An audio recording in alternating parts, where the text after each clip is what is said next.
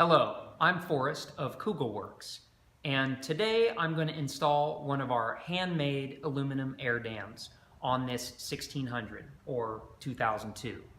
And this particular unit is a standard width, low mount, and it's a new slim version. So we're going to go through some of the mock-up and adjustment, as well as clamping tools, drilling, and setting of nutserts or riv-nuts. This is a new old stock factory nose panel from BMW, and it should give you a pretty good idea of what your front end should have looked like when it was new, prior to years and years of bumps and bruises. The lower mounting location and higher mounting location, they both have something to back the air dam with. So with this installed at this flange, the bottom is really holding it in nicely. And the same thing with the upper bead detail. If this installs there, it's backed by the bead. And much like Pierre's car, this lower flange has been damaged so much that we may have to get creative with our installation location. So as you can see, this car is not the best example, and after years of abuse and some prior body work, the lower flange has been misshapen considerably. There's a bit of filler through here, which has us losing a lot of this bead detail, and we were hoping to low mount this air dam, and if we hold it in the location that we normally do, it just really doesn't work. However, sliding this up just past that bead, we get a really nice flat plane to install that on, and I think it's going to work. Now that we've decided on a mounting location and masked off this area to avoid damaging the paint, I can start to test fit and get this mocked up. So centering where this bead detail lies and where our flange meets up, I like to use these pony clamps. It's a spring clamp, and there's a lot of cheap versions out there, but pony is the original ones that are industry standard, and they work. So there it is, just pony clamped in place and mocked up. As you can see, I've chosen to install this with 8 holes on the flange and have done the layout using a set of dividers to get an equal distance between these holes. You can choose to spread them out more, but I like using this method, and typically 8 holes for a standard width and 10 holes for a wide air dam. And then using a divider again, from the edge, we're able to get equal distant centers on all of our holes. And from there, we'll come in with a sprung punch, find that location, and get a nice center punch that we can drill. I've pre-drilled the flange with a 1/8 inch or 3/32 holes spaced out. We've clamped it back in place for the mock-up, and we're getting ready to adjust it. We will then drill through the nose panel to get it set in place, and I'll drill 1 hole at a time, and then in that hole, a cleco style clamp will allow us to pin it in place, and it won't move at all to get the next hole drilled, and so on down the line.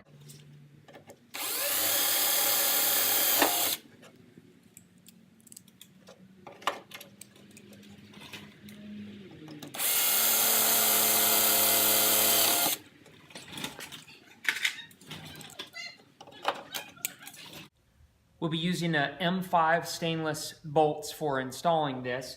So rather than taking it all apart and then drilling the holes larger, to keep the holes concentric from the air dam to the body, I'm going to pull the clecos one at a time and then drill that hole out bigger through both.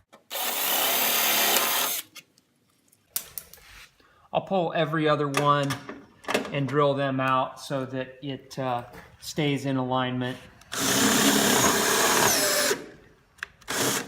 Sometimes the chuck isn't tight enough. So we've drilled these holes out to 3/16 and then removed the air dam. And now to install our threaded insert, I am going to open these holes up with a step bit or unibit. This is a Irwin brand one. It is the best that I've used. There's cheaper ones, Harbor Freight or Amazon, but I prefer the Irwin step bit. So we'll just come in. We're going to use an M5 stainless bolt to install the air dam and a threaded insert or nutsert. And there's a few different tools. I got a couple out here. One is the Marson. It's a handheld insert installation tool. Comes with mandrel set for metric or standard. And then this is one that's just a Amazon cheapo Astro. It makes sense to just buy, even if it's a one-time or rare use thing. The key to a successful threaded insert install is that it fit really tight in your sheet metal. So you want to drill the hole just the right size, and then when you set it up on your tool, giving yourself enough preload on this that you can squeeze it down without over tightening. So we push it in, bottom it out, get a real positive fit on there, and squeeze that down until it compresses. You can over tighten them and pull the threads out. So do a couple test panels, make sure that you're setting them deep enough and that it's expanding enough, and you'll end up with a successful install that as soon as this threads out should look like this. No, wait, this. Flush. Okay, so we have all our nutserts in, and we've opened up the holes on the air dam enough for our M5 to go through and have a little play, and then also clean them up with a little, yeah, I got a screw in the corner of my mouth, because I'm going to get one of these in and just started. Gotta get this going the right way. Just started, and then get this adjusted around. Get another one in, and it'll take a little bit of dialing in, and we'll get the hardware going staggered, and then slowly tighten up and get the thing to fit.